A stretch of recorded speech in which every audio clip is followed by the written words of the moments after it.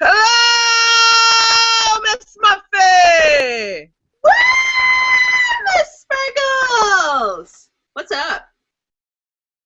Oh, my goodness. I don't know how your past week has been, but can I just tell you something? This week, I have been a drunk sober, and that's just putting it the nicest way I can. My takeaway from CPAC was I got vertigo. Yay, vertigo! Hey! I don't know what your takeaway was. I know a lot of people sound like me that were at CPAC last week, I so I got don't vertigo. know. I got Huh? vertigo. Actually still have it a little bit. I'm still a little bit twirly. But I get that when I fly because, I don't know, because my body hates me or something. I don't know. It sucks. But it's fine. I've learned to, like, roll with it and be excited about it. No, my week was okay. It was good.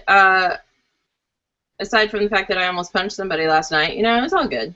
They Right. deserved it. Oh yeah, totes deserved it. No, because I've had a lot of people ask me about the CPAC experience. Is it worth the money? Is it worth the time to go? Da da da da da. And I'm going to tell you the same thing I tell everybody else. Depends on what you're going for. And if you just want to go there to hang out and drink with your friends, get a hotel room, get yourself there. Don't bother with CPAC. Just find out where the parties are. Go to those. Sleep Right. during the day. Yeah. Go sightseeing. Oh, If yeah. if you want to see some speakers and do the panels and get involved with some of the stuff that CPAC has to offer, then maybe it is worth the 250 if you do early bird, or $300 if you wait longer. Maybe then it would be worth it. I don't know. I'm really horrible at stuff telling people about that kind of stuff because my experiences at CPAC are going to be totally different than what everybody else is going to experience. Right. And, So, like, for me, going to CPAC, I go there to work. I want to be able to work. I want to be able to live tweet, live blog, um, Facebook stuff. I want to be able to get stuff out immediately about the speakers and about the panels. And uh, it seems a little backwards for me to pay to go to work. So if they bestow upon me more media creds for next year, which is highly unlikely seeing as it is an election year, um, unless I get media credentials, I'm probably going to skip it this next year. I love going. I love seeing my friends. I love the party. The parties are ridiculous. Oh my gosh, so much fun. But I don't have a lot of money. I don't know if our viewers know that, but we don't actually get paid for this. I know it's a crying shame, but we should because we're awesome. But I don't actually get paid for what I do. So what I do out of the goodness of my heart, and because I'm passionate about it. So the idea of spending money and then more money to work is just dumb. But I might end up getting media creds if I can write enough for the new publication that I'm writing for. So, and I actually have a piece in the works right now. So, awesome. fingers I crossed. I have no idea what the future holds for me, so who knows? I got nothing. Um, so not only did CPAC happen this past weekend, Sunday marked the third anniversary since Andrew Breitbart passed away. Um, I usually do a few things on that day. I was unable to because I spend a majority of my time on an airplane, waiting for it to get defrosted and stuff of that nature. But I was able to do it throughout the week. I usually watch my Hating Breitbart DVD because I love that movie. It shows so much of what he did. I also usually watch Misfits Politics. I Am Andrew Breitbart, just because just seeing all those bloggers get together. Plus, how much some of them have changed. There's been a few they decided to get healthy, and they do look way better. You know, not that Mhm. they look way better, but they do look better, and you can tell the difference. They look healthy, and I love it. Um, but because of Larry O'Connor, I was able to find the YouTube video of what Red Eye did to remember Breitbart when he passed away, which I completely loved because I was going to save it on my DVR forever, and then my DVR decided to take a dump shortly thereafter, and I had to get a new one, and it doesn't save the programming. But I was able to watch that, and though I was never able to meet Andrew, one of the things that keeps being said throughout everything I've ever heard about him is that he was inclusive. He didn't care about your politics. He cared about you as a person. And I think nowadays we kind of lose sight of that when we start fighting over, you know, to me, stupid, silly things. You know, like the rape culture and, you know, the patriarchy. I care, you know, I don't care about those things. I rather care about how are you doing as a person. Or, you know, I want to get to know you. And not a lot of people have that anymore. There's still a few, but Andrew had that. Like, I forgot who said it, but they're like, you know, you can meet him and hate him for his policies, but within 15 minutes he's your, you know, he's your best friend, and within a half hour you want to, you know, keep constant contact with him. You know, and yeah, I wish as a movement as a whole, and the conservative side and the blogger side and stuff like that, I wish if we could do one thing that Andrew did besides looking for the truth, is that we could start accepting each other as humans and start seeing each other as that and become more inclusive. Mhm. Yeah, I really wish I had met Andrew Breitbart. He's pretty much the reason I started blogging. And I was thinking about it the other day. This just thought came through my head of, I can't remember what story it was that I was thinking about, but I kept saying, no, I'm going to wait till I know more. There's more that's going to come out about this. And when I started going down that mindset, I realized that the reason I think that way is because of how Andrew Breitbart would report stuff and how he would dole little pieces out at a time and say, let's let them bite at this, let's let them hang themselves on this, and watch what they're going to do, because what they'll say is, oh, no, no, that's not really what happened, blah, blah, blah. And then the next piece of information comes out that totally blasts them out of the water for what they said. So when I look at news stories now, the first ones that come out, my first thought is, okay, what more is there to this? There's something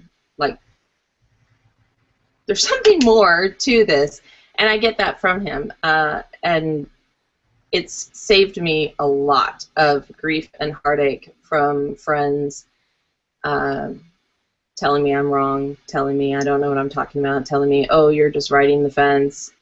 No, I'm just waiting for all the information, because not all the information is out there yet. And I know it's not, because everybody is starting to use Andrew Breitbart tactics. And they're good. They're great. They're perfect. He had a wonderful way to do things, and we should honor that. And I do have to say, I don't get all weepy, teary-eyed over celebrity deaths. In fact, Sparkles can even tell you, when we were in D.C. and I found out that Leonard Nimoy had passed away, that really hurt me. But I didn't cry. I was very sad. It was devastating, but I didn't cry. Andrew Breitbart, I think I probably bawled like a baby for a good day and a half, because I knew with his passing went a lot of healing that could happen between more conservative side and more liberal side, because like you said, he was very inclusive. He wanted to talk to everybody and get everybody's opinions. So it was quite a loss, and I think about him all the time. Yeah, and if you if you're watching this, if you get a chance, it is on YouTube. It's Red Eye Remembers Andrew Breitbart.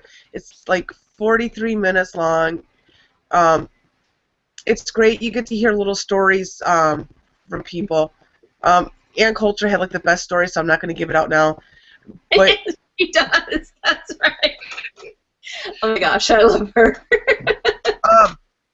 But it's one of those things. If you have 45 minutes, it's a good one. Let's link it to. Yeah, I'll link it in the blog. Yeah. But it's such a good watch. It is. It's worth it. You get to see how many lives he actually touched, and who he was. Because I think people viewed him as this like really crazy dude, and he was, but in the most magnificent way.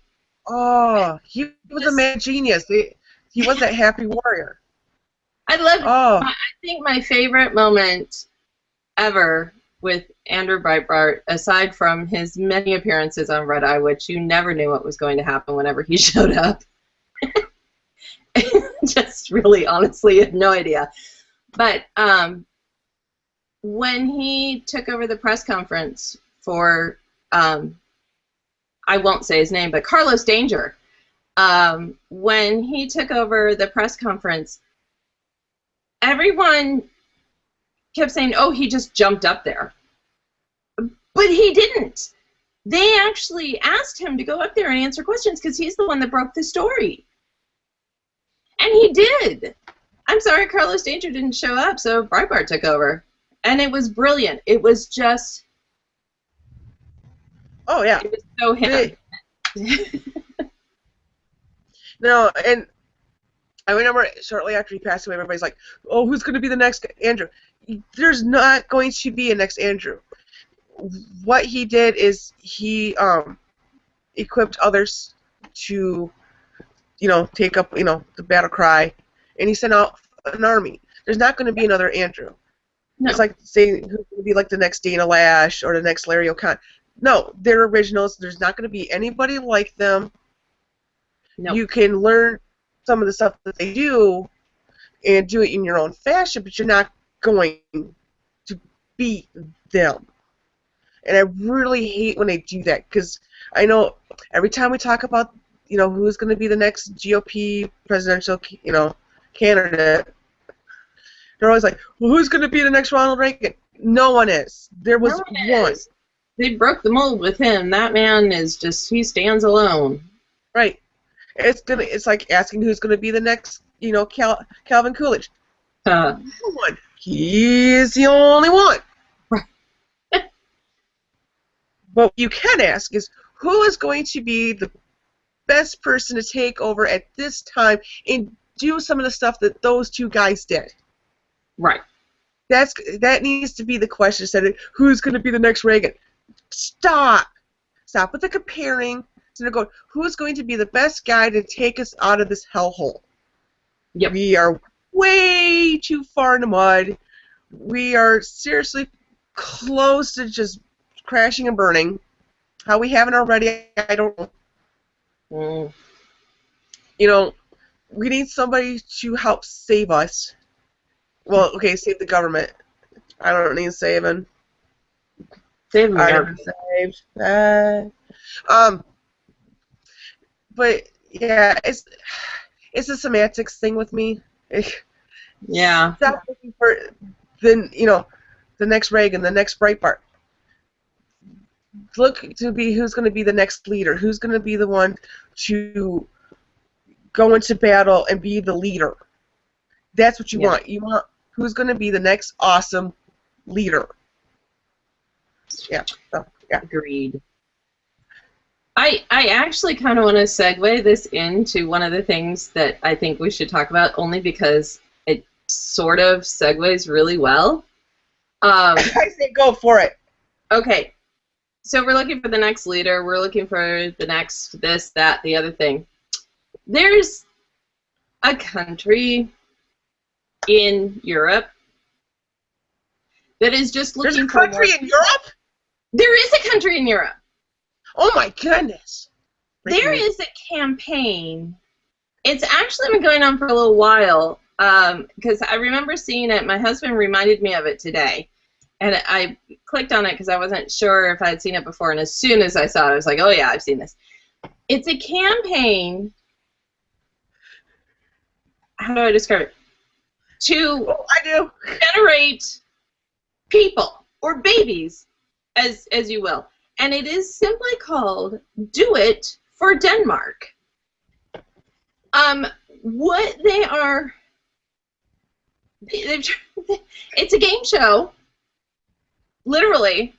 They are asking people to go onto this website that, I kid you not, will book your vacation around your ovulation time.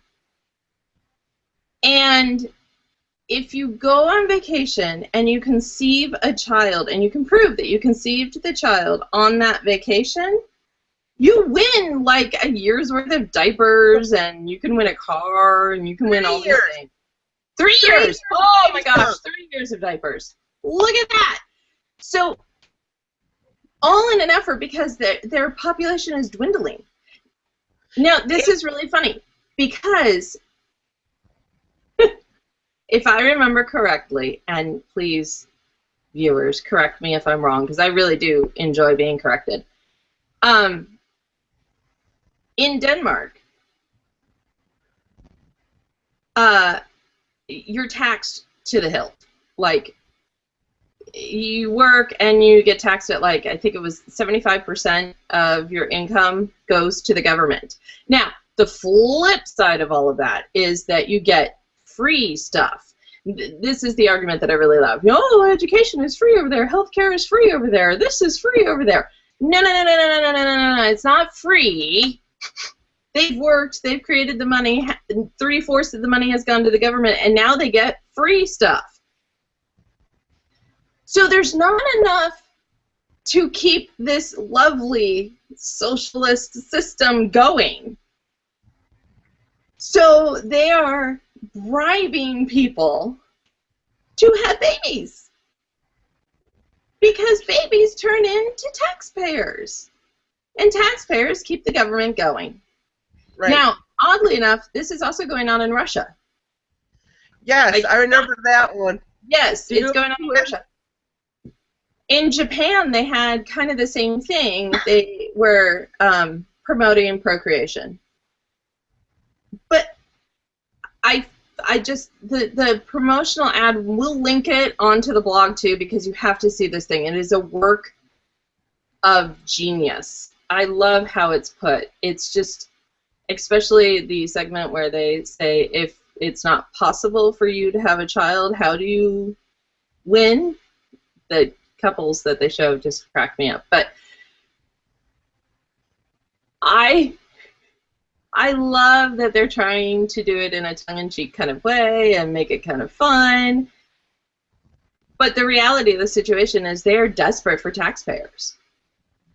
And that is amazing to me. Now, in the United States, we're actually kind of running into that a little bit. We have a population issue where there's more people dying than being born. So we're gonna actually have that unbalanced taxpayer thing going on here too before you know it, which can be of concern, but only because we have so many social programs that take up so much tax money. So maybe if we got rid of those, it wouldn't be that big a deal. So yes, sorry, I'm waxing rhapsodic now. Okay, I know how to save the America from that happening to America. Sorry, I just found out I have eyeliner on my fingers. If we can stop people from having abortions, and then all those babies will be born, and they'll become taxpayers. So what you're saying is Planned Parenthood needs to go away. Ta-da! Problem solved. And right there, that would save us tax money too, because then we don't have to pay Planned Parenthood. Ladies and gentlemen, this is why Pope Sparkles needs to be our libertarian dictator in 2016. Vote Sparkles.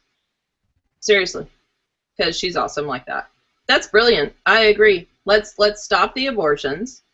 And then all those little babies are born. And they're all the taxpayers.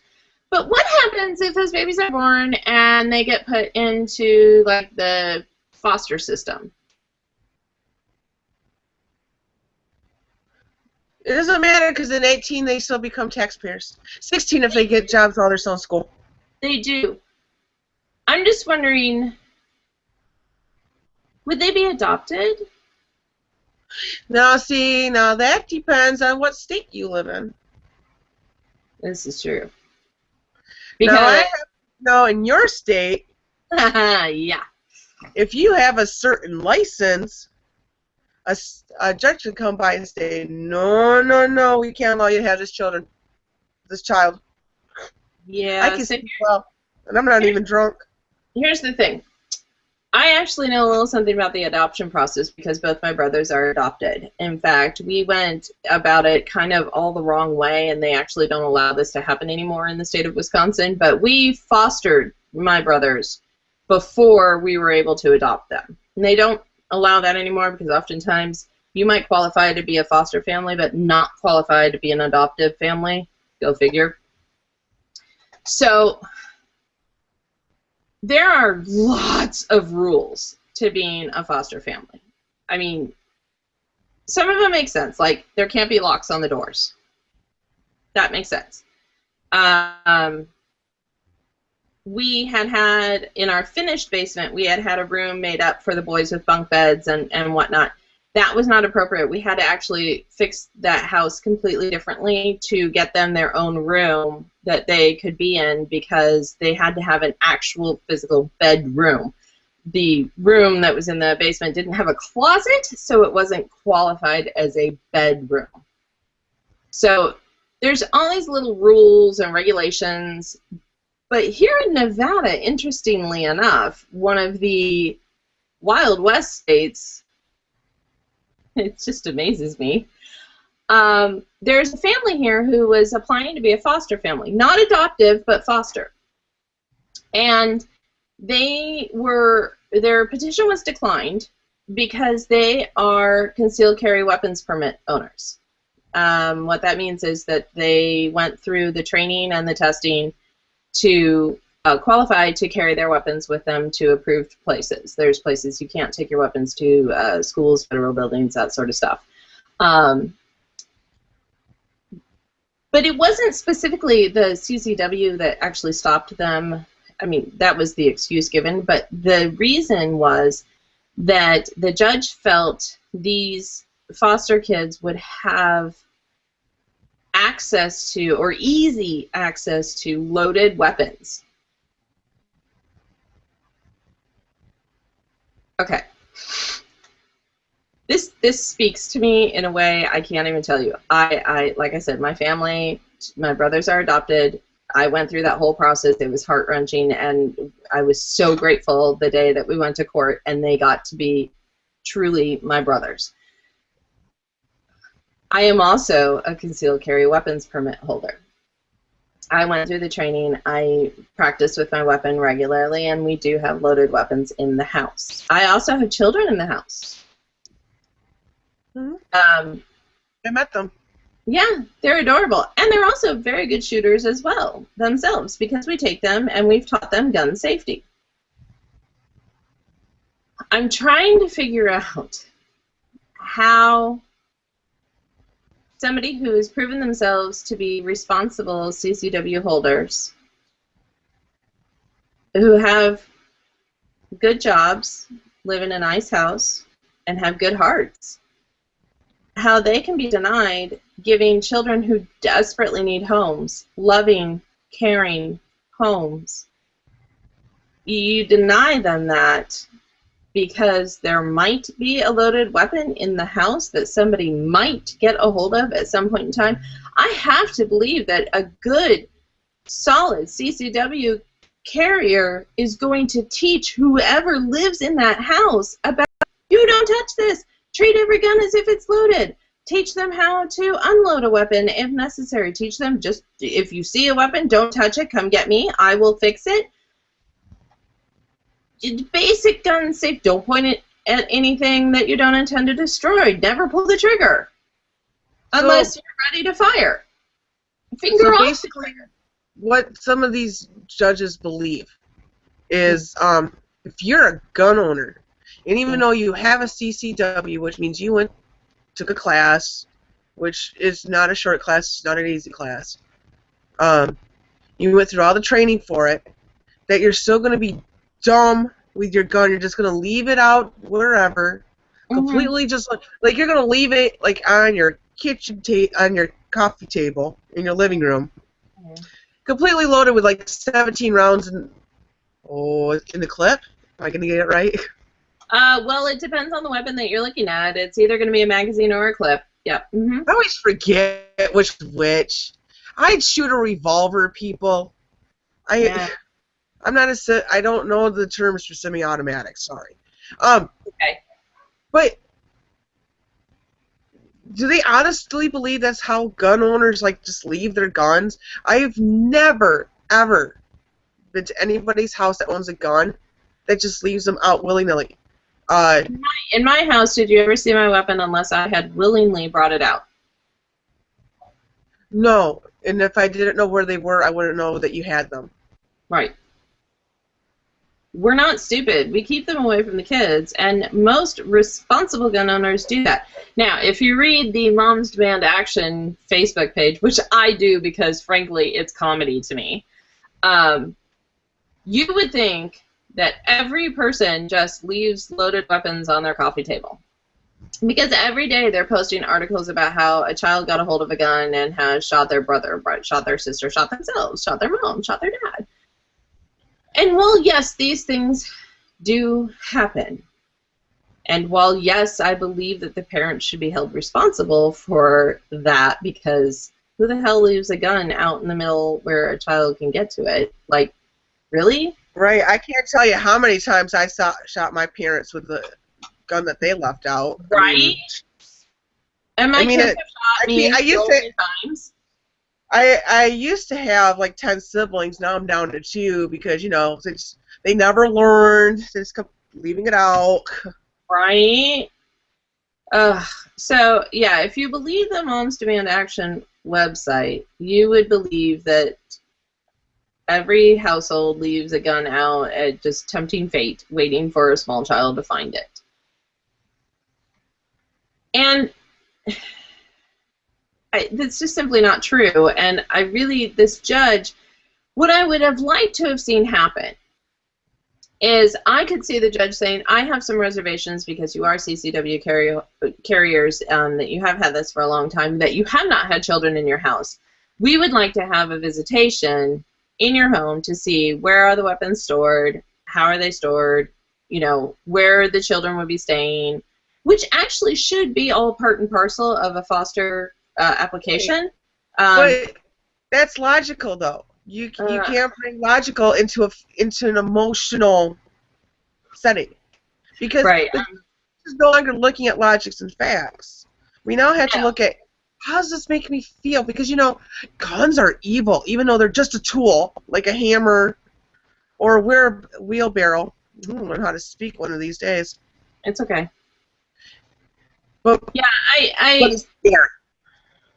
I just don't get it. I don't understand the philosophy. I get that people are scared of guns, and 9 times out of 10, if you're scared of a gun, you've never handled one. I'm not scared of guns. I just have a healthy dose of respect for them. And that is what everybody should have. I know what could come out of that chamber. Indeed. You should respect the weapon. Exactly. It's like a lightsaber. Don't be a Luke, and the first time you handle it, you look down the chamber. Don't do that. That's just wrong. Never do that with a gun. Ever. Ever. Not for any reason. Or a lightsaber if they ever get invented. Right. I think I'd be a badass with a lightsaber.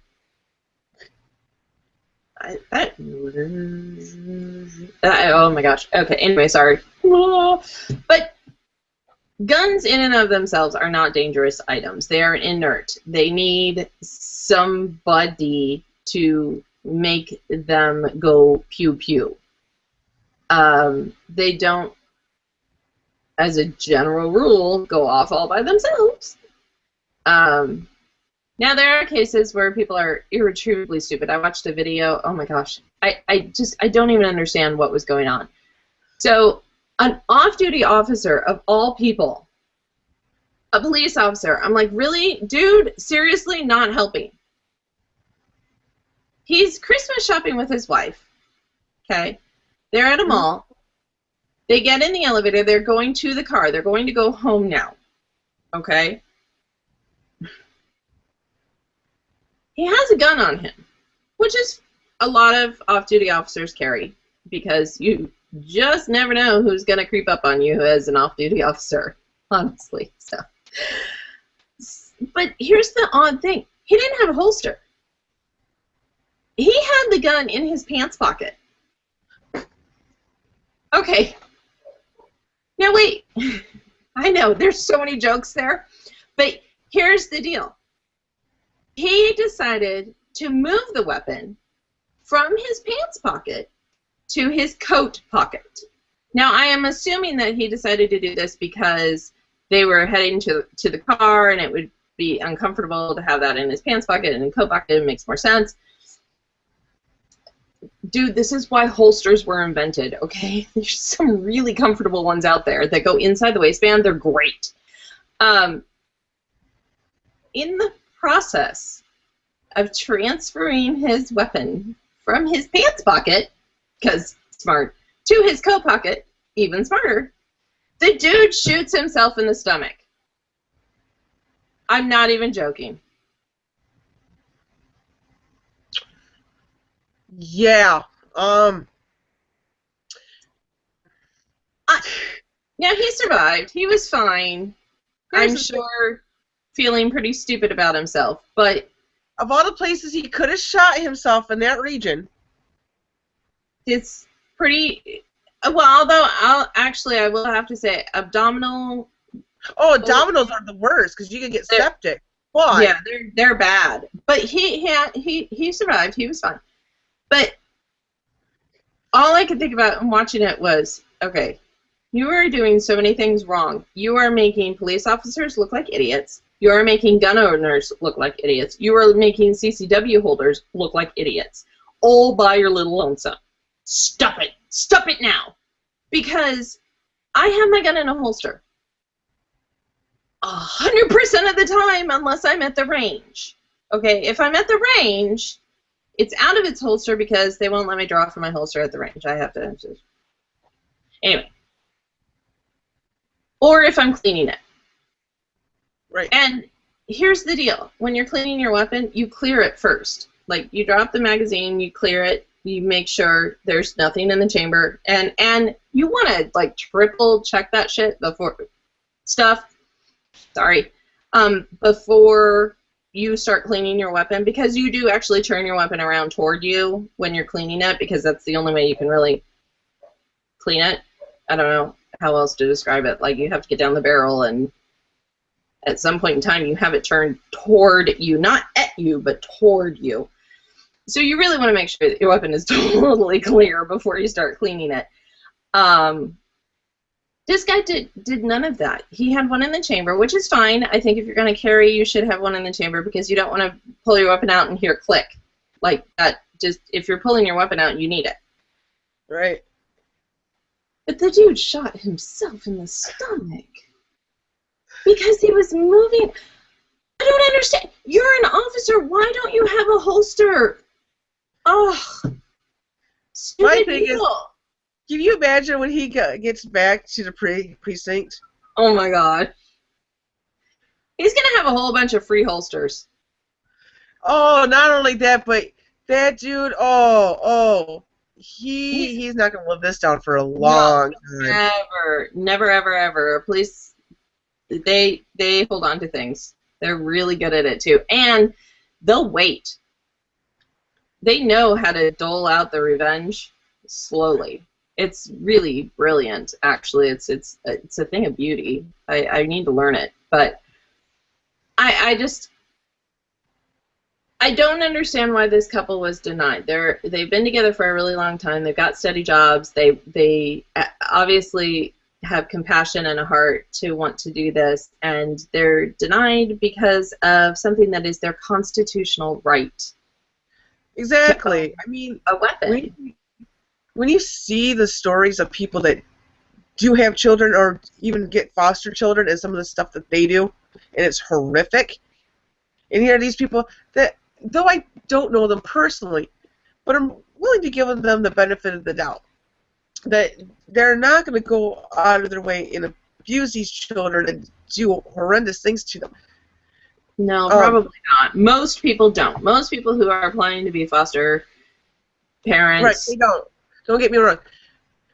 But I'm with you, because I know people who have adopted out of foster, care. Like, they brought them in as fosters and they went through the adoption process, because in Michigan that's how we do it. It's the cheaper, easier way. And these kids, they thrive so well. Especially when you get the older kids, they're very defiant at the beginning because they're used to being shoved away, turned away at the first moment of, oh, this kid is hard. I don't want to put up with this. So they do this. They had to test their boundaries and they push the boundaries. And when you find that special couple, and go, we don't care. We love you unconditionally. We want to bring you in as our forever family. We just want to love on you forever. And some judge comes in who doesn't like guns because he's a wuss. So they go, no, because shut your ugly whore mouth. Yeah. Shut it. Easy access to a loaded weapon. Ugh. Those kids deserve to be loved. They did nothing wrong. Right. And this judge being a complete, and you can fill in whatever you want, boys and girls. Because words all over the place. Yes, he's a freaking hippie. Yeah, shut your mouth. It's depressing. It's really depressing. It pisses me off. I had so many friends that, when I was growing up, we had a couple foster families in town, but they weren't the foster to adopt. They were, fosters because the kids were bad, but they were still in there for the same reason. The kids needed to be loved. They needed somebody there for them. And this judge is denying that. That pisses me off. This is frickin' America, damn it. That should not happen here. It's bullshit. We got people throwing fits because somebody doesn't want to bake cake for them. Big deal. I don't want to bake a cake for your ass either because you're whiny little bitches. Sorry, Meredith. We might need to put a disclaimer on this one too. I'm hopped up on cough medicine. I'm amazed it took me this long. Yeah. I started it. I opened up the floodgates. My fault completely. But no, it does. It ticks me off because I've seen how some of these kids thrive when they find that family that loves them forever, and I've seen how these kids fail when the system fails them. Mm-hmm. And it shouldn't fail them. Not when there's loving couples out there that want to do the right thing, and it's these stupid judges that are sitting there going, nah. Access Meet to you out in the back alley. Here's my problem. There are so many weapons in so many houses that are just as deadly as guns are. What I hear really deadly? Chef knives. Oh my gosh, so deadly because they're so sharp, and you cut. Cast iron skillets. Oh, awesome. I think the movie Tangled showed us how good a cast iron skillet can be for weaponry. You know what else I hear is deadly? Cars. If we're going to go by his logic, nobody that owns a car should be able to foster kids. No, because how many people die cheating in a car accident? Is it the single biggest cause of death is car accidents? It's something. It's right up there. It's like one or two for. Right. Oh, don't forget another one that's high on the list. Bathtubs. Oh yeah, yeah. We don't want any bathtubs in the house. Nope. Showers don't. Yep. It infuriates me. It's picking and choosing the thing that you consider to be dangerous. I get that guns get a bad rap, but I strongly encourage people to go to the range and shoot. Like, really, just put one in your hand and shoot and see how it feels. I am not advocating everybody have a gun, because I do not believe that everybody should have a gun. I think that that's dangerous on so many levels. But I am advocating that before you judge me for my affinity with my weapon, and I really do love my weapon, I really do. In fact, I really need to go shooting soon because I need to get those skills back up. But before you judge me on that, come with me.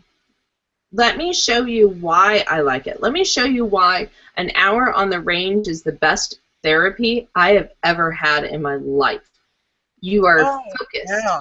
Are working to better yourself. You're not in competition with anybody but you, and you're working to walk those shots in so that you have them in the center of your target, and you're working to learn, how does that weapon feel in my hand? How can I better hold it? How can I better grab it? And it's all you, and it's completely internal, and it's just amazing. It is just it focuses you so much when you're out on the range. I can't even begin to explain it. You have to be focused. You have to be in control, and you have to pay attention to what you're doing and to your surroundings, because it is dangerous. You get in the way of a gun, yeah, you're probably going to get shot. But here's the thing. Most people that get shot survive. Yeah. I mean, it has to land in a few certain places for you to die instantly. Like the heart is a good one. Like if you get shot in the aorta or there's certain chambers in the heart you can get shot and you can still survive. You can. You get the aorta pretty much gone. You can get shot in the head and survive. I mean there's certain spots nowadays that you cannot survive from. No, I see people that try to commit. I love this show. It's called Untold Stories of the ER. You have to love medicine and just love freaky tales to love the show, and I do, because I love seeing what the human body can endure and still survive. There was this story. This guy tried to commit suicide by putting a gun in his mouth. And you would think that would work because, your spinal column's up here, and, it would just... All it did is it blew off his lower jaw. He survived. Now, he's going to have an interesting rest of his life. Because he has no lower jaw. But he survived. That's the thing of it. Yeah. Here's a pro tip for y'all. Just a pro tip. Actually, I've seen people survive that one too. Even 100%. Yeah, I've seen people survive that one too. It's freaking amazing what the human body can do. So no, guns are just a tool. I would think you have to empty out your whole couple rounds into somebody to actually really kill them. I don't suggest that. Don't say Sparkles told me to. No, I'm not telling you to kill anybody. Please don't. You shoot to stop the action. If they stop, then you stop. Right. That's how it works. And odds are, if they've stopped, they're probably not long for this world. But I'm just saying, do you... okay. I would rather explain to an officer why I shot somebody 6 times than have that officer explain to my husband why my body was found in a dumpster. Exactly. Which, by the way, I didn't get the whole story. I have to go back. But for you viewing at home, that one senator from Colorado, I think he's just a state senator, who said, if you're going to get raped, just pee on yourself. He opened his mouth again this week. I got to find out the story. And it was something just as stupid. No. By the way, if you have a choice between shooting your rapist and peeing yourself, I go with shooting him. And if you can shoot him in his manhood area, yeah, I am all for it. Because, it might give him some time to think about what he's done while he's recuperating. Not saying it's going to be 100%, but I might give him, so they're going, you know what, last time I did that, tried to take control of a woman, I got my balls shot off. Maybe that's not a good idea. I lost something near and dear to me. Yeah. Yeah, I'm a big believer in an equal playing ground, and nothing equals that playing ground greater than a gun. Because me against a 250-pound, 300-pound, 6'2" man, that's probably not going to end well for me. I'm scrappy, don't get me wrong. I know some moves because I've been through defensive tactics, and I could probably put a good hurt on him, but eventually I would end up losing that battle. But if I have a gun, that just changes everything. And frankly, I would rather have a couple who are CCW carriers to foster children, because I know those children will actually be safer in their custody than in some granola, crunchy, hippie, I don't like guns house. Right. Just saying. I'm with you. That's just me. But I like defending myself. I like defending my children.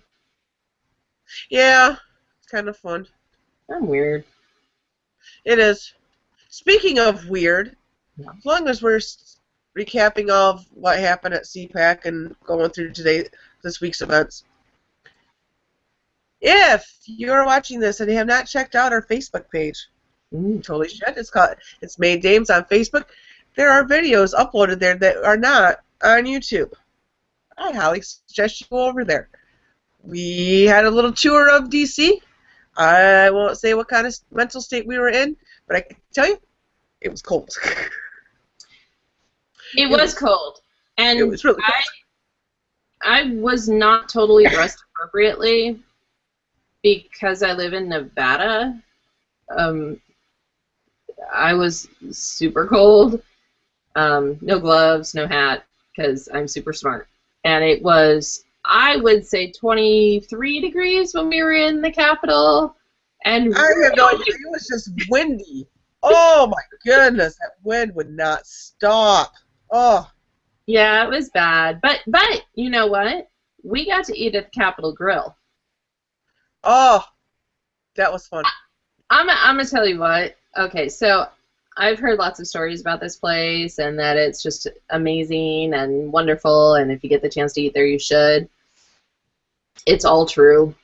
It was, even at the bar, you ate at the bar, there was china and linens.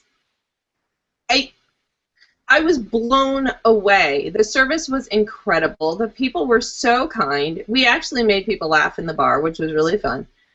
I particularly enjoyed the fact that where we were sitting, there was a bison head right in front of us.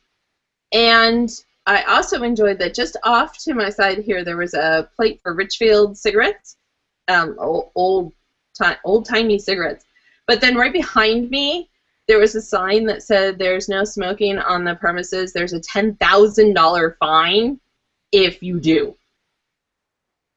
Cigarettes promoted, cigarettes denied. It made me giggle. So anyway, that was probably, I think that may have been my favorite moment over the whole weekend, was eating at the Capitol Grill. I keep going back to that and going, that was really fun. Oh, most embarrassing though, this will be my one last thing because we're wrapping up here because we don't want to keep you any longer than necessary. If you get the chance to meet your political hero, can I suggest that you dress appropriately? So we talk about Dan Bongino quite a bit on this program because I love him. And by the way, he has a podcast, and I would strongly recommend listening to it because it's brilliant. It's top notch. But I may have sort of stalked him at CPAC a little bit, and then I thought better of it. No, I won't go talk to him.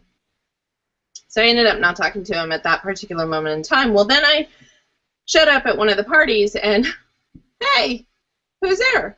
Dan Bongino. But let me explain, because we actually thought we weren't supposed to be to the party till like 8, and it was 6, and the party started at 6. Because smart. And we hadn't changed from our sightseeing outfits to our let's go to the party outfit. We had gone to dinner because we were hungry. I stood there and talked to Dan Bongino, who then introduced me to some very influential people, wearing a Minnesota Twins windbreaker, my camera bag strapped across me, and the t-shirt underneath was from the Chive, and it said Hot Mess Express. And then I had jeans and tennis shoes on. And that's what I spoke to Dan Bongino in. I would like a do-over on that moment. Yeah. How about you, Sparkles? All right, I had a lot of awesome things happen to me, mainly because I met some really awesome people. But one of my favorite things that happened, and that's the reason I'm sharing this at the very end of the show, so hopefully the ACU doesn't make it to the end of the show, even if they watch it, because I did put CPAC in the title. I did not purchase a pass. I was not granted media creds for CPAC this year. What I was given was a very much smaller media cred from one of my assistant editors. They had my picture on it, and had Beautifly Wings on it, and that was like my media my media pass. And I put it on a lanyard. It was black and white. Everything at CPAC was black and white lanyard. And that's how I got up and down Radio Row. I even got into the hub for most of the week with no problem because I had that black and white lanyard on. All I did was walk in with a whole bunch of people. Or I had my hands, like I had my jacket on, and I would walk in like this because it was really cold outside and I didn't have gloves. And that's how I walked in. I walked in confidently. It took them until Saturday afternoon, about 1:30, and I wasn't going in to really do anything. I was just showing a friend. She wanted a bag. I was going to show her where to get the bag, and I got stopped at the door. They're like, "You don't have a badge." So I just told my friend, I'm like, "Okay, go past this thing and go to the left or right there." It took them that long. That was the greatest thing that I did. I'm not a bad person. Like, I hope that they stop like bad people from getting in. But I just thought that was hilarious. If this nullifies me from getting creds next year, it was worth it. I mean, I got to see all my friends. I got to say the word balls on live radio, which kind of upset the host a bit. But to me, it was funny. It was hilarious. It was. Anyways, if I have no idea what I'm talking about anymore because the cough medicine is completely kicked in. Sweet. Exactly. If you liked anything about the show, would like to suggest topics for the show, or just want to talk to us, say how much you love and adore us, you can still hit me up on the Twitters at that name, at Beautifly Wings. Or you can look me up online at Beautifly Wings or Poke Sparkles. Those are the two names I go by. You'll find me everywhere. So, yeah. And ditto, if you take issue with anything that I've said, or you really just adore me and you just want to, like, devote your life to me, that's awesome, too. Go ahead and let me know. Go ahead and hit me up on the Twitters at In-Depth Girlism. Also, the May Dames page, Elementary Politics. And if you have figured out my actual name, you can also find me at IJ Review under the forum, and I write for Nevada. So good luck. All right. I think we're done. I think so. Hopefully next time I will not sound like this, and I will not be overtaken by cough medicine, and I will make way better sense. So, till next time. Bye. Bye.